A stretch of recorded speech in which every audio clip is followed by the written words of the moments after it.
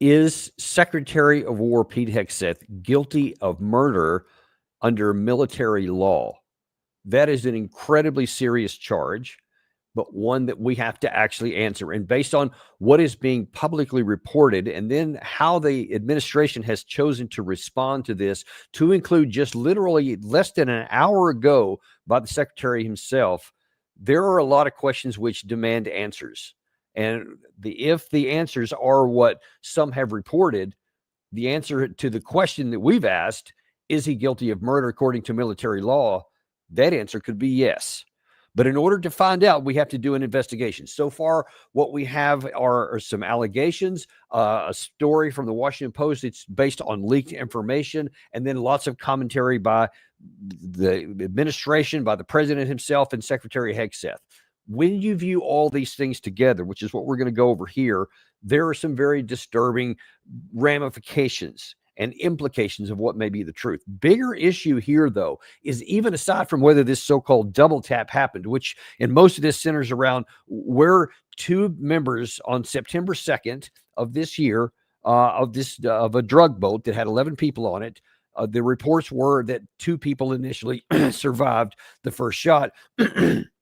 And then an order was given to, quote, double tap and kill the other two. And the focus that most of this is on the legality or illegality of that action, and was that order actually given, et cetera.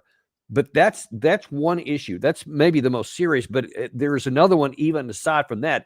Is this entire operation even legal? Is the initial strike, was that legal under both international and American law? I argue it was not. And we're going to get into that too. The justification provided by Secretary of Defense of War Pete Hegseth and by the president today, in my view, don't pass muster. And this is why it is so important that we actually get an investigation. The Senate Armed Services Committee has already said they are going to conduct an investigation in this, a thorough and robust one, they said. We desperately need that, because if this is just something in the media cycle and some hard questions that get answered, or if it gets perfunctory examination and then it just gets dropped and nobody does anything serious, then we're going to be descending further down a status where we become a country no longer even ostensibly governed by the rule of law. The further we go down the path to where whoever is in charge can order even death of other people and there be no consequences, and no one will be held to account for anything, that is a very, very dangerous path to be on. And very often that results in an authoritarian government where no laws are sacrosanct and nobody is held account to anything. And anytime human beings aren't held to account, they're naturally going to press the envelope further and go further and further until somebody either stops them or the whole place collapses. So this is a much bigger deal than just the one issue here. But let's go ahead and take a look at that. First of all, this actually began with that article in the Washington Post. Many of you may have heard about already. Let me bring that up here real quick. Sorry about that. So, and the key, there's something key here in the first part of this. So this was the headline here. Hegseth order on first Caribbean boat strike. Officials say kill them all. That's the claim.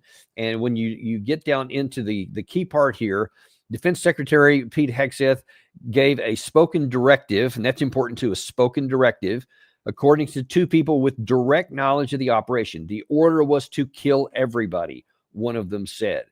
So that is the claim, and it's very, very incendiary, of course, that he allegedly said the order by Hegseth spoken was to kill them all. Now, this is why we need an investigation, because we've had, of course, Secretary Hegseth has denied it. That naturally, I mean, can you even imagine a situation where he would have said, yeah, I did, sure, why not? Who cares? You know, he's not going to do that, especially with all this explosive. So you have to take that with a grain of salt at best. But it is important what he said. And by the way, we're going to get to that in a minute, because he said about an hour ago, he made some comments from the president's cabinet meeting.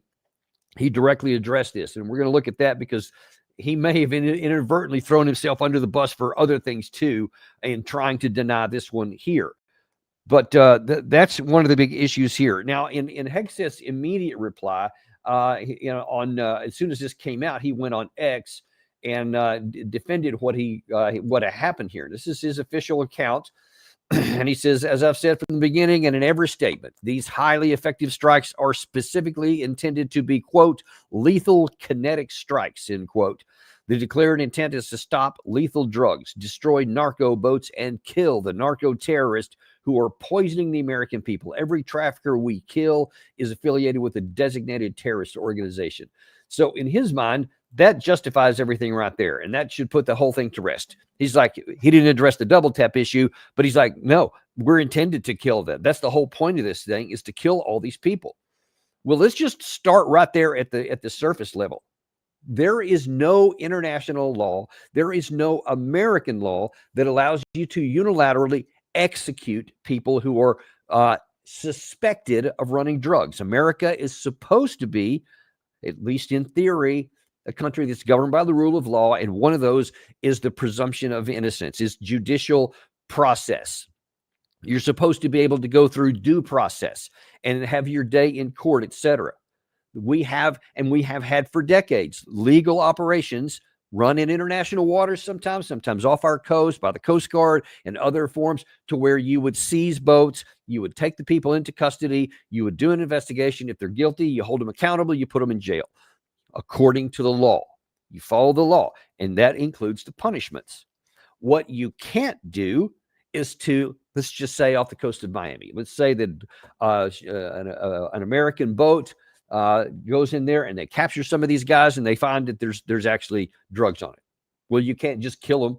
You can't just say, oh, that's it, you had drugs, you're guilty, execution, throw their bodies into the water. That sounds awful to even say. That's no different than what we did do here, except, well, it is a little different. At least in the scenario I drew, the boat was stopped. They did a check.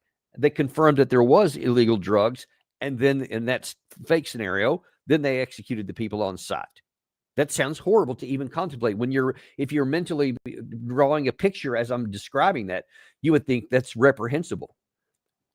Well, what we did do, and what is openly admitted to, if not outright bragged about, both in this X account as well as at the meeting here a few minutes ago, is that yes, we suspected these boats of drug running. And so we executed them from the air. Instead of doing it on the ground with a bullet, we did it from the air with the missile. Same situation, except there was no investigation. You don't know for sure what was in that boat. Now, we claim we do. We claim we have, and this is true, perfect intelligence. We know with every single boat, and they claim this, what was in them, what was in the craft, what was in the packages, who was on the boat, where they came from, where they were going. They claim all this stuff, even though none of it's ever been provided.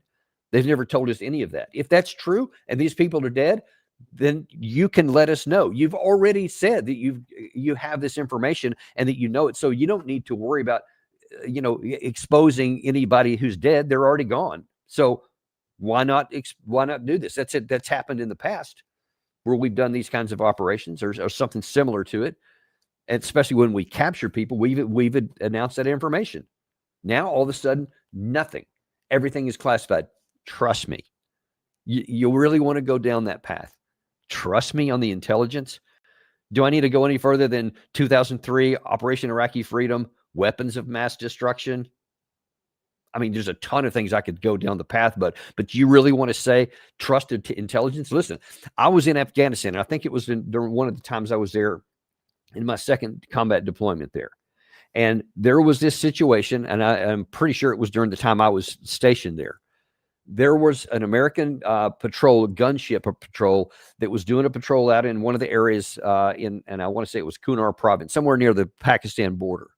And they saw through their thermal imagery, men picking up weapons and stuff. So they said, oh, Taliban, definitely light them up, kill them all. Killed all the men, brought the guns to bear. When the sun came up the next day to collect the bodies and get intelligence, oh, snap. Turned out to be children. And they were not getting weapons, but they were getting firewood. So the intelligence was bad. We thought we thought we saw what was going on there. It wasn't. I had another personal experience in my 2005 deployment, while I was working as a liaison officer between Central Command and Combined Forces of Command Afghanistan. I was actually in Tampa at the time. No, I'm sorry, not Tampa. In Qatar at the CENTCOM headquarters forward. And while there, we were watching on the big screen. They had a drone that was going on, and they showed this image of the video of what for all in the world looked like some this particular one was in Iraq. This video was coming from Iraq, that there was troops that were in Iraq, and there was a truck with some kind of local people, and they were digging up what for all the world, to everybody in that room, to include me, looked like artillery shells. And of course, that's one of the things they use to make all these IEDs. And so most of the guys in the room were going, light them up, dude, light them up, just as clear as can be, kill them all. And for whatever reason, the guy who was in charge of that said, no, let's do a little more checking. So they actually vectored an American armored patrol with some Bradley fighting vehicles, was vectored onto that. And so we're sitting there watching. Of course, they're tracking them the whole time because they dug something up. They put it in the back of this truck, and they're following the truck as it's going wherever. Well, then all of a sudden it went into this kind of a, not forested area, went into kind of like a big parking lot. And then it stopped. And now here comes the truck, the American military truck. And so we went, oh, we're going to find out for sure now. We're going to get them. Well, we see the soldiers come, and they inspect, and they look in the back, and they talk for a while. Everybody gets back in their vehicles and leave. We never found out exactly what it was that they had discovered, but it was definitely not artillery shells. We were ready to kill them because it looked like artillery shells. Now, that's just two examples that I can cite right off the top of my head. And you want to now claim that I think it's 20 of these boats so far is perfect intelligence, and we're supposed to trust that, and you're not going to show us any of the intelligence? I ain't buying it.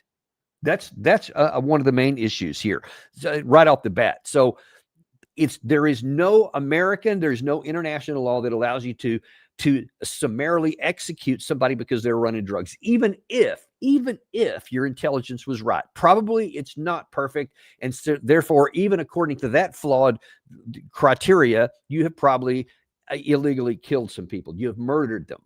That's probable, just because of the fog of war. More on that in a second. But when the White House was asked about this, and shortly thereafter, Caroline Leavitt was first asked, what law is it that allows the U.S. to double tap? Because now then they're getting into the issue of, okay, the Washington Post story is very inflammatory because it says not only did you give this order, but when the first missile went in, 9 of the guys were killed, but 2 of them survived and were hanging on to the wreckage. And then an order was given to, quote, double tap, fire another missile in, and according to the article, blew the bodies to pieces and just turned them into just mincemeat. That's the question. So one of the recorders was asking Caroline Leavitt, what is the American law that allows a double tap? The strike conducted on September 2nd was conducted in self-defense to protect Americans in vital United States interests. The strike was conducted in international waters and in accordance with the law of armed conflict. Okay, see, this is where we start to get into trouble. This is why the administration has so much trouble. That's not the question that she asked. The reporter asked the question, what law is it that allows for a double tap? And she didn't even answer the question, didn't even address the double tap issue at all. In fact, she said, no, the original one, this is self-defense. Come on, man. Seriously?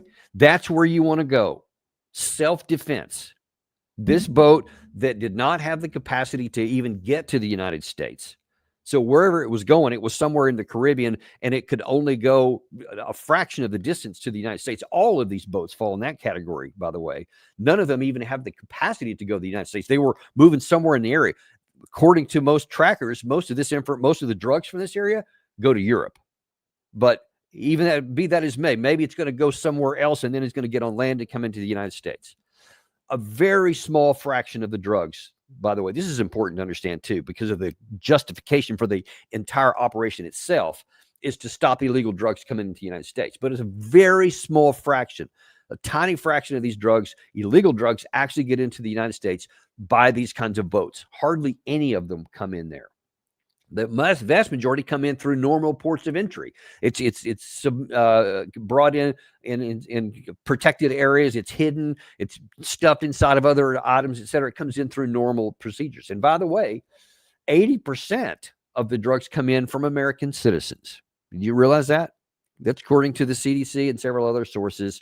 Is that they're mostly American citizens, not guys from Venezuela or Colombia or Mexico or anything else. That's where most of them come into the United States. So you're already going after the low-hanging fruit. I've already mentioned before that according to the Trump administration's rankings in their first administration, Venezuela was like number 16 on the list out of the top 20 that where illegal drugs entering the United States, where they originate. Venezuela was 16. So that's already a big question. Why are you going after number 16? Why are you going after something down here instead of the bigger ones or where the majority of the drugs actually come in from? So these are questions that also ask you. But now that we're claiming, oh, well, this is self-defense. I mean, that's the most thinnest information and claim and justification you can come up with. Self-defense, anybody who's ever watched a TV law show understands that if someone is coming and they're imminently going to kill you, you have the right of self-defense. But that means that someone is in the act of trying to kill you. You can't just look at somebody and go, he looked at me wrong, bam, and kill him. Oh, it was self-defense because I bet he was going to come after me. That doesn't quite pass any kind of common sense. Of course, no kind of legal precedent. So that is not only did she not answer the double tap, she did not provide any evidence in law that says why the operation itself was legal for lethal operation. Now, let's see what the law actually is. Here is, this is called Rule 47. It's part of the Geneva Conventions. And it specifically says attacks against person whores to combat. That means someone who is no longer a threat, whether they've been wounded or they've run out of ammunition or whatever. They're no longer a military threat. And it says anyone who is in the power of an adverse party, anyone who is defenseless because of unconsciousness, shipwreck, wounds, or sickness, anyone who clearly expressed intent to surrender, provided he or she abstains from any hostile act and does not try to escape. You are prohibited from attacking anyone's person like that. This is part of the Geneva Conventions, which we are a signatory to. The Uniform Code of Military Justice also recognizes this same standard. Ergo, American military law recognizes the same thing. And it specifies a shipwreck here. So that's precisely, this is an apples to apples comparison. So what this really centers in here right now at this point is, let's look at two separate issues. First of all, the double tap. Did the double tap happen? Now, according to the Washington Post and whoever gave them the inside information here, they said that Secretary Hegseth gave a verbal order to kill everyone. So there's apparently not going to be any kind of written order, but there's obviously people heard it. That I think Admiral Bradley is who has been designated by the administration and by Hegseth and the president as being the guy who actually gave the order to fire the second shot. In the comments to this afternoon at the press conference or at the cabinet meeting, they acknowledged there were two shots, and Hegseth said, "I wasn't there for the second one. I didn't see it, so I didn't give that order, but I did give the general order that it be attacked." But it was Admiral Bradley, I think is what they're saying. Yeah, he's the one who did that. So then the question is going to be, was there somebody wounded? Is that why you had a double tap? So that's important here, because if that's the case, then that directly violates this law. Whether you gave the personal order or the admiral did on your behalf from what the existing orders were, and especially if it's true, and this is why we need an investigation. Because we certainly can't trust the Washington Post, any publication. We don't know. Somebody could have an axe to grind. We don't know for sure what the motivation was of these people who came forward.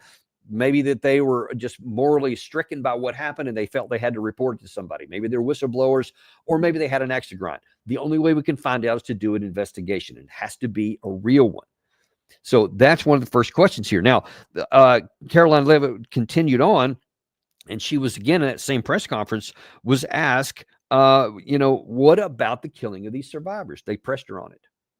President Trump and Secretary Hegseth have made it clear that presidentially designated narco-terrorist groups are subject to lethal targeting in accordance with the laws of war. With respect to the strikes in question on September 2nd, Secretary Hegseth authorized Admiral Bradley to conduct these kinetic strikes. Admiral Bradley worked well within his authority and the law, directing the engagement to ensure the boat was destroyed and the threat to the United States of America was eliminated. To clarify, Admiral Bradley was the one who gave that order for a second strike. And he was well within his authority to do so. Okay, so you can say we designated them as terrorists and so they can be killed. Well, that doesn't trump other law. And just because you say they're terrorists doesn't mean that now, because we, like with Al Qaeda and something, Hegseth is going to mention this here in a minute, that means we can go kill them. No, it doesn't. It doesn't mean that. Just you saying it doesn't mean it. It has to actually be validated. Because look, a terrorist and someone who's running drugs are not the same thing. And because this claim is, well, there's been, large numbers of Americans die with drug overdoses. The implication, the direct implication, especially by the president, is that, these guys are being killed. These guys are providing the drug, ergo, they are killing these people. So we have to go after them because this is a terrorist act. No, it's not. It's drug running. Because just think about the logic of this, okay? If you're going to make that claim, then that doesn't mean that the guy running the boat is guilty of being a terrorist. That means everybody at every step along the way in the trail that got a drug into the hand of someone who overdosed is guilty of this kind of as a terrorist. All of them. So that means everybody in America who is ever caught in drug running, drug dealing is part of this chain. Whether it's way back here in the Caribbean Sea or in Venezuela or Colombia or going through Mexico, it doesn't matter where they start. If they're guilty of that and you're connecting the dots all the way to an American overdose in the United States, then everybody at every step is guilty of that. So now then you're setting up a standard to where you can be shot on sight if you're running drugs, and the administration can use the exact same justification. They're terrorists. That's where these drugs came from these other terrorists. And so we're going forward like that. You see what I'm saying here? You can't say, well, no, that part doesn't work. These guys will just follow U.S. law and they'll just go to jail for however many years you get for running drugs in the United States.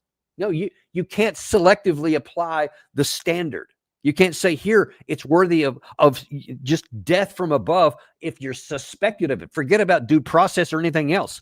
If my perfect intelligence says that this is a drug boat, we can kill them.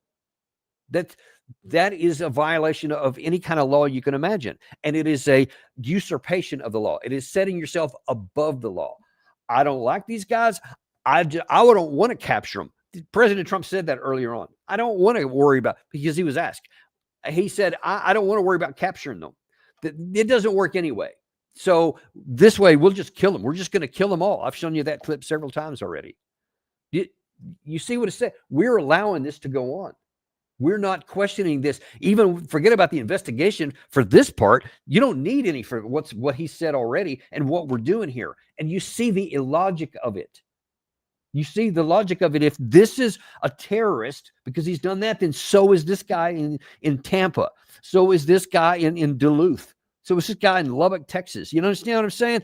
Everybody at every portion of this has to be equally considered a terrorist and worthy of summary execution because these guys were. That's the standard you've set.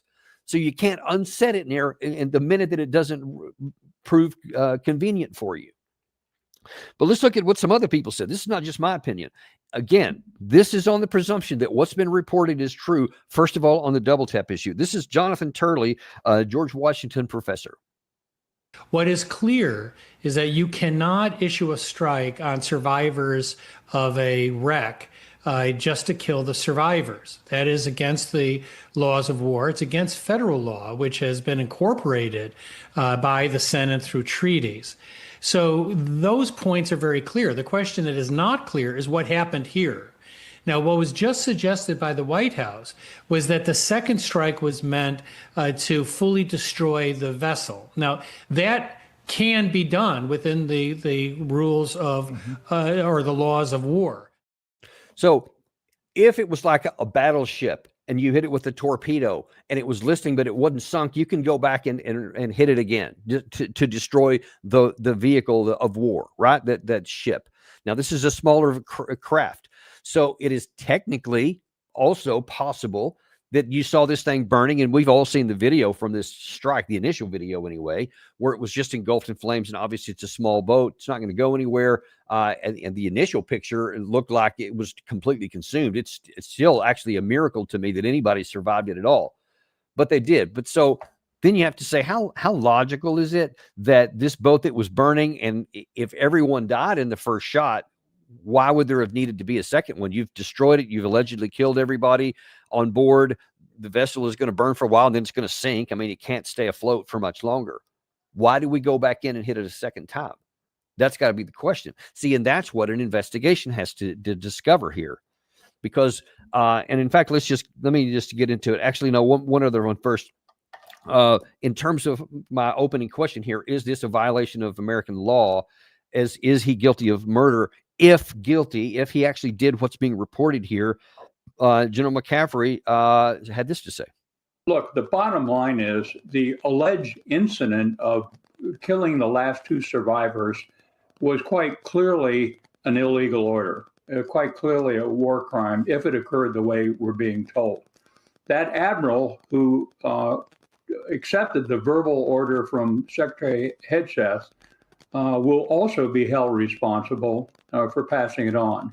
So they've got to get to the bottom of this. We simply can't have the equivalent of a Nazi submarine in World War II machine gunning the survivors of a torpedoed ship.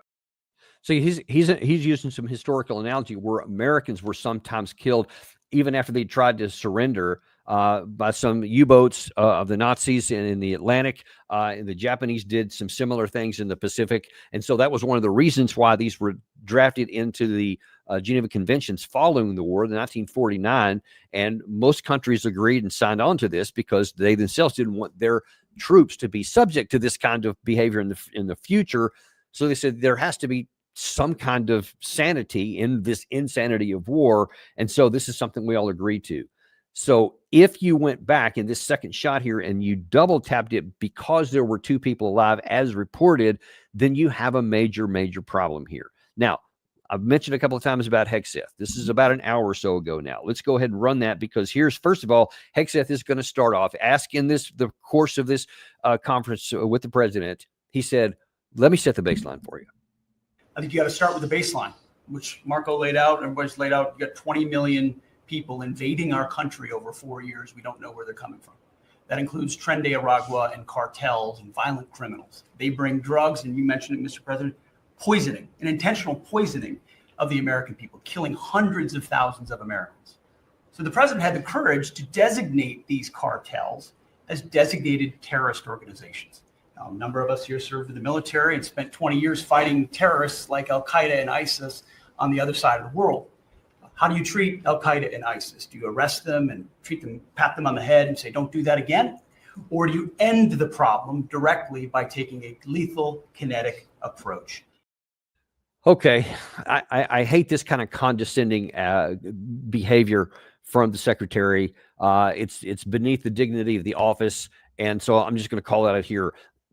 Don't insult my intelligence by asking us to equate somebody who's running a drug boat with an ISIS or an Al-Qaeda terrorist. Okay, what they're doing is they're running drugs. It's been going on forever. It's been going on for decades. Illegal drugs have been happening throughout human history.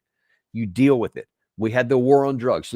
There's a reason why we didn't, under the Reagan administration, why they didn't just start killing everybody, because that's not the way it works. That's not how law works. That's not how civilization works. It's a bad thing. It's a terrible thing. You have to address it, and you have to do the best you can. Part of that is you also have to get at the demand side. And that's where this whole idea that this is Al-Qaeda and ISIS and you're equating the two is nonsense. It's absurd at face value. And once you dig just a little bit, you see how embarrassing of a dumb analogy it is. ISIS and Al-Qaeda were pursuing political outcomes using violence to attain it, and they're killing people.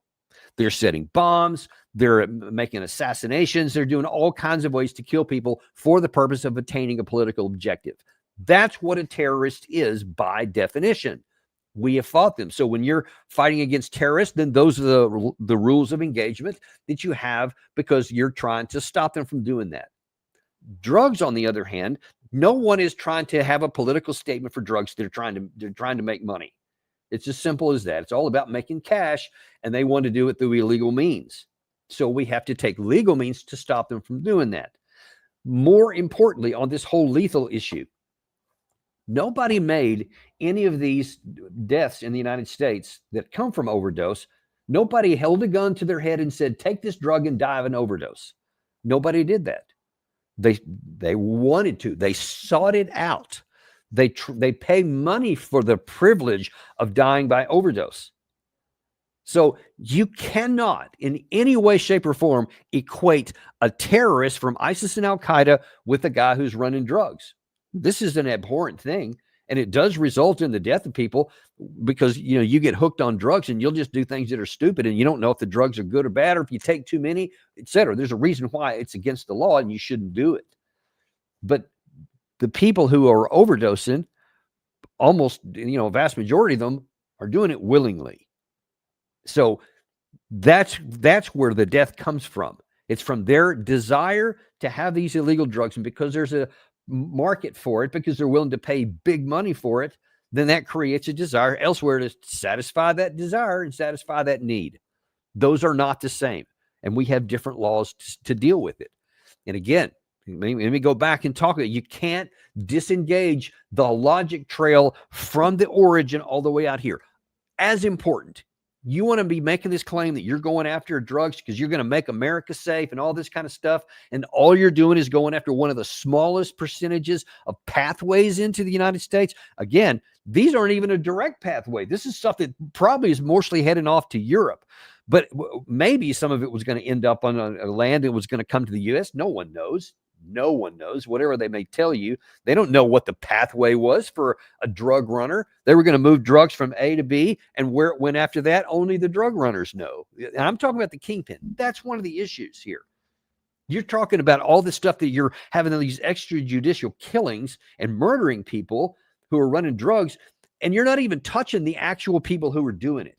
You're not doing the kingpins and the guys who are the cartel leaders and the ones who set this up. You're getting the smallest guys, the littlest one. And, you know, we know from a lot of information that we've got, you know, in decades of time, that very often these are just poor people who are, you know, drafted into it. Just carry it from point A to point B.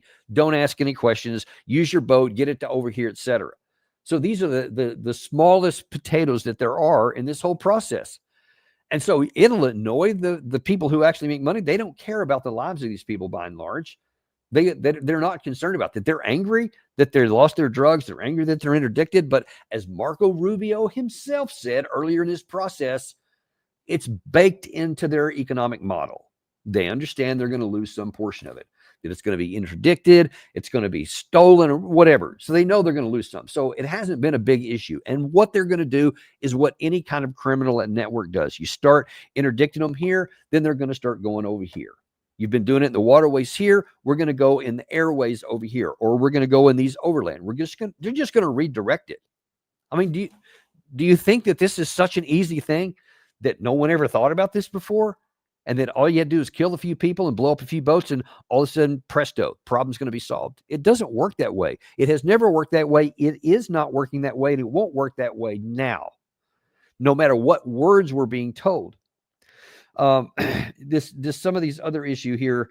Well, let me just go on. So if I didn't like that first one because it's kind of condescending that Secretary did, well, he was then asked after he answered that portion of the question by one of the reporters in the room.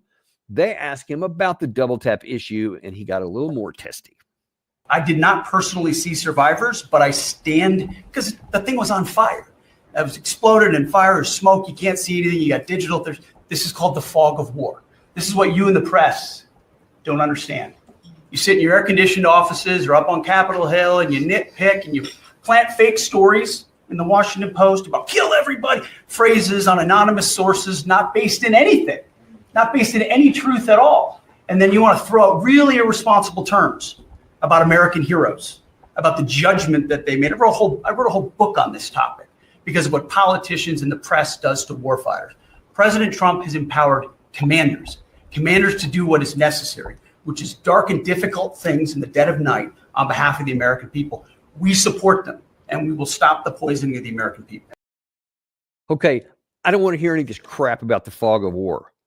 I've been to combat 4 times, and I do have a pretty good idea about the fog of war. So I'm not like one of these journalists in the room that he can mock and browbeat and tell them they don't know what they're talking about.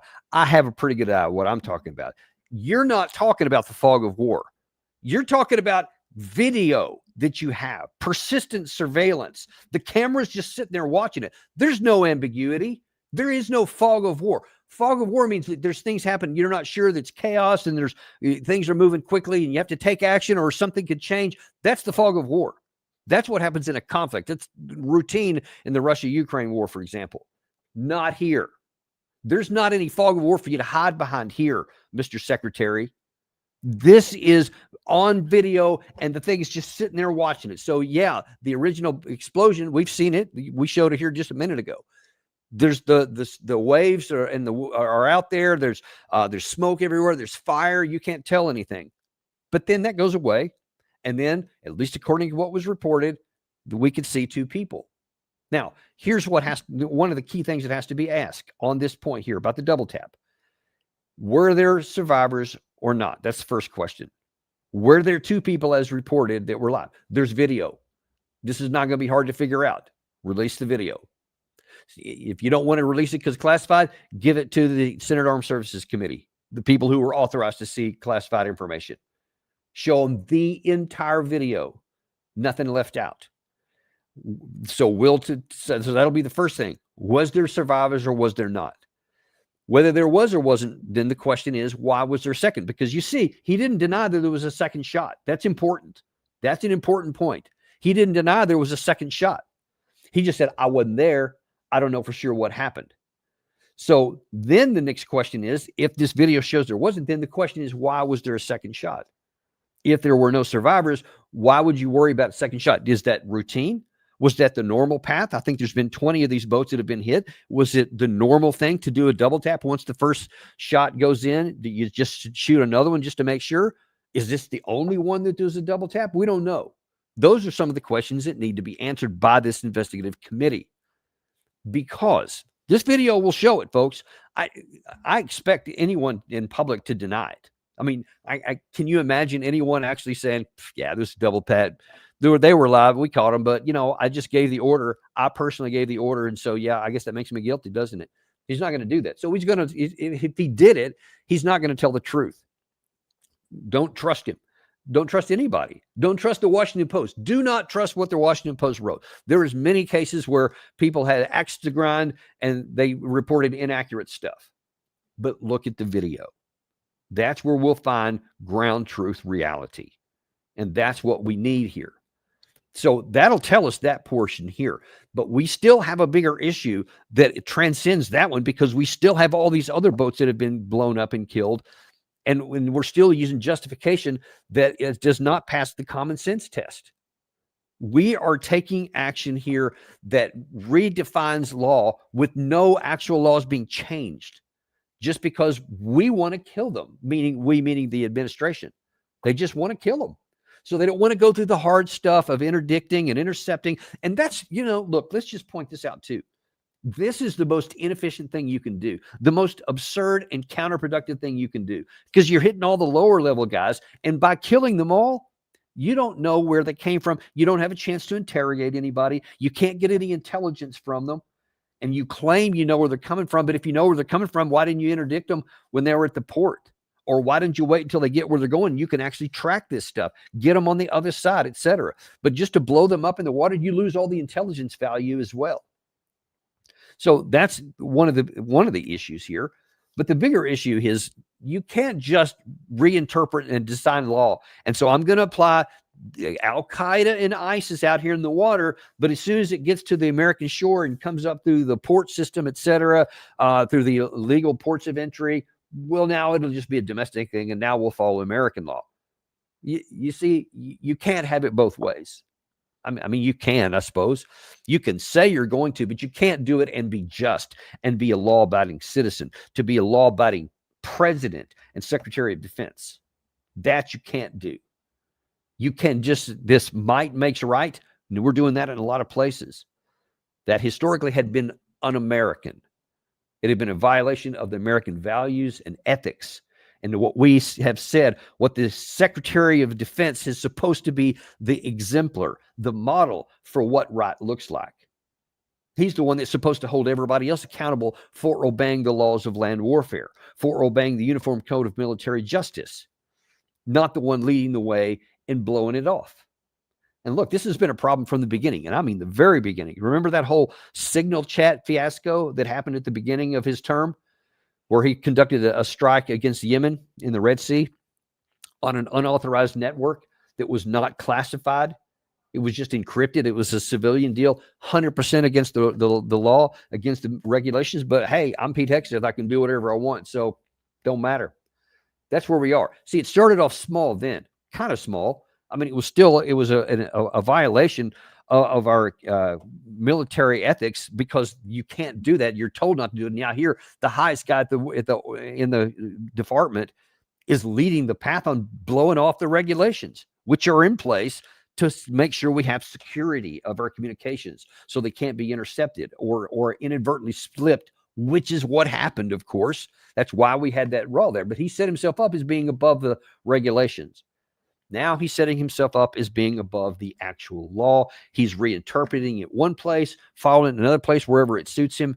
And all this does is continue to shred America's ability to say that we are doing things the right way, that we want to hold people accountable, other places in the world, for the international rules-based order, for the laws of war. We want to hold others accountable for that, because we don't want our troops to be suffering this kind of treatment in the future. Now we're setting ourselves up to where that's exactly what's going to happen to Americans, and people will look forward to and take eagerness and happiness in inflicting upon us what we're doing upon other people, because they'll say, you did it, now then here's our chance to do it to you. And you are fooling yourself if you don't think people are just gritting their teeth looking for an opportunity to try and to do something to us what we're trying to do to them. We need to set the standard right now. If this investigation happens, I pray it does.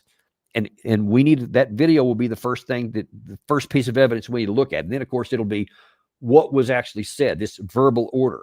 We need to find out who was all in the room when this happened. And these people need to be under oath when they make these statements, because otherwise they'll be put pressure on them to say, oh, no, he didn't say that, whatever. I mean, we'll find out soon enough, I hope. But all of these things, we need to have an actual investigation. And if these things are proven true, what was reported here, then people need to be held accountable. That means the admiral, according to what Hegseth said, is the one that gave the order. If there were survivors in that video, it's a cut and dried situation. There's very little maneuver room there. If there were video evidence and there are survivors in there and you gave the order for another one, then you're guilty. And then the question is going to be, why did you give that order? Because that violates every kind of ethic that he ever grew up with. And if he turns around and says, Secretary of War gave that order, he said, kill them all. If what has been reported there, kill everyone. If that was what he actually said, then they both have to be held accountable. So if the video shows that there wasn't anybody, there was no survivors, and the double tap was just to sink the vessel or something, well, now we still have the other issues at stake here. But then at least that part will have been proven, not true. They need to release that video. That's the only, because otherwise we're not going to believe it. If they just say, no, it wasn't, there's no reason for them to withhold that. Understand this, before anybody gets to this point, there is zero reason why they should refuse to release that entire video, because they have already released the strike itself. There is no more intelligence to protect. There's no more means and other kinds of things about how we got the intelligence that we need to protect. That's all off the table because we've already released it. So that's why we need to see this video in its entirety, all of it. Release it unredacted, unchanged, and then we'll know. So we don't have to rely on anybody's word, not the Washington Post, not the Secretary of Defense, not the Admiral. We don't have to rely on anybody's word. That's what we need to see.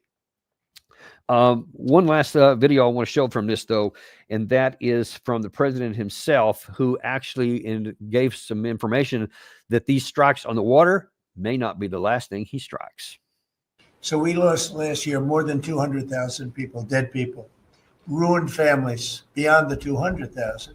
And those 200,000, that family will never be the same. But these people have killed over 200,000 people, actually killed over 200,000 people last year. And those numbers are down. Those numbers are down. They're way down. And they're down because we're doing these strikes, and we're going to start doing those strikes on land too. You know, the land is much easier. It's much easier. And we know the routes they take. We know everything about them. We know where they live. We know where the bad ones live. And we're going to start that very soon too. Mr. President, thank you so much, Mr. President. And you know what? When we start that, we're going to drive those numbers down so low. And then you're going to have families be able to live without the fear of their son or daughter just having a pill to have a little fun and ending up dying within a period of 60 seconds, right? First of all, this may seem a quibbling point, but it is so common. President Trump can't tell the truth on anything. There weren't 200,000 people that died of drug overdoses last year. There were, I think the number I saw preliminary by the CDC, 76,000. That's not a small number. Just say what the actual number is. And apparently that's down. In 2023, it was 110,000 or something like that. And so it's been coming down already. We need to find out why. And whatever was working, let's keep doing some more of that. But he has to exaggerate. And 200,000. Just the problem is that now then almost anything he says, you have to assume it's not true. And then you have to go and do and dig to find out what is. That's not a good place to be anyway. Secondary issue. But the bigger issue here, he says, now we're going to go on the land. Now we're going to start doing this on the land. Which land? Venezuela? Colombia? Mexico? I mean, where does this end, folks? You see, now then, those issues I talked to you about a minute ago about the legality of this and the laws and the justification that's been cited are going to expand, because now then your mission set's going to expand. And what is the attainable, aside from the morality and the legality, what is your attainable military objective? What are you even trying to accomplish here? Because this is not even hard to figure out, man. If you want to try and say, all we have to do is go on all these land routes. We know where they all live, and we'll just kill them all. Problem be solved. You think no one's ever figured that out before? I mean, does anybody pay any attention to the decades of war, basically inside of Colombia between the government officials and the cartels, and how many people have been killed on both sides of that, and how difficult it is? Everybody's been trying to kill their way to the end of this. Same thing in Mexico. I mean, there's still terrible battles that go on in there. And now you want to get in the middle of this? You want to start doing? See, you go in and you think, we'll just kill some people. I mean, to get an understanding of how impossible this is, that we're going to go in and blow these things up and kill these people, and then the drug traffic will stop. And then no one will die of overdose in the United States. Well, obviously, that's not going to happen. I mean, it doesn't take, you don't have to be a genius to know that. There's so much evidence, and it's illogical to think it's going to be. But let's just keep it. Let's just say that you decide to go into Venezuela, which seems to be the target of the day. With all of these jungles, do you think you're actually going to stop the cartels from moving things around? I mean, look at the Vietnam War, for example. We had the North Vietnamese were basically a peasant army. They had limited air support, air defense, and we had near air impunity over them. And there was a lot of the ways that they got weapons, ammunition, supplies, food, etc., to their troops, where they had to go through these jungle trails and like carrying things along. And we just hammered this relentlessly with an entire air force and all kinds of activities, ground forces, air forces. I mean, you name it. I mean, it was incredible how much ordnance we dropped in, how many people we killed, and how much we blew up. And it never mattered. They still got stuff through there. If there's a will, there is a way, and you will continue to get through. You're not going to stop all this stuff. The jungles are just so massive, and there's the canopy, and it's not like, there's a highway. It's not like going through Arizona or something where there's only one highway and you can see everything else and you can go get it. It's not that way. You go in and you just start killing people. All you're going to do is just stir up a lot of trouble. You're going to make these cartels say, okay, we're coming after you. They have shown that. They have shown that they've been going after any government that comes after them. They'll eventually go after them too. And you're going to bring that war back to our shores, because there's no question that a lot of these organizations already have sources and sites inside the United States. And there's, in my view, no chance that they don't activate those and use them against whatever targets they may select in our country. And, you know, I mean, we already saw what happened with the at least the initial order when there was one National Guard troop that was murdered in Washington, D.C. here recently. The knee-jerk react was, let's send 500 more back in. That's what happened in Afghanistan, that kind of mentality, and that's what will happen here. So we go in and we start losing people, and they start firing back and killing people, then we're going to want to escalate. Oh, well, we're not going to let them push us down. You see, every way you want to look at this, it's bad. You're not going to stop the drug problem, because that's not how the drug problem is addressed. And if you're not even looking at the demand side, then you're not serious about it. You just forget about it. These things aren't going to stop it. It's alluring because it's seductive. You want it to work.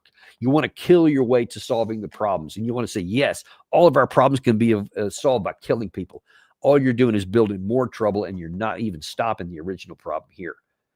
We'll see how those numbers work out here. But you need to be aware that there's almost nothing legal about what we're doing here. We're selectively changing the law to fit what we desire to do here. We're ignoring whole categories of other parts of the law, and we're ignorant on that what we're trying to do is going to work anyway.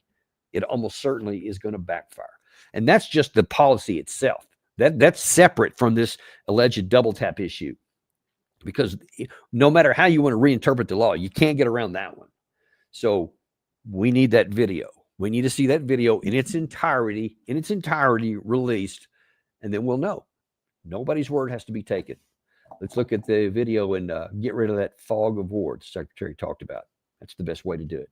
Thank you very much, folks. Appreciate you. We'll see you tomorrow on the Daniel Davis Deep Dive.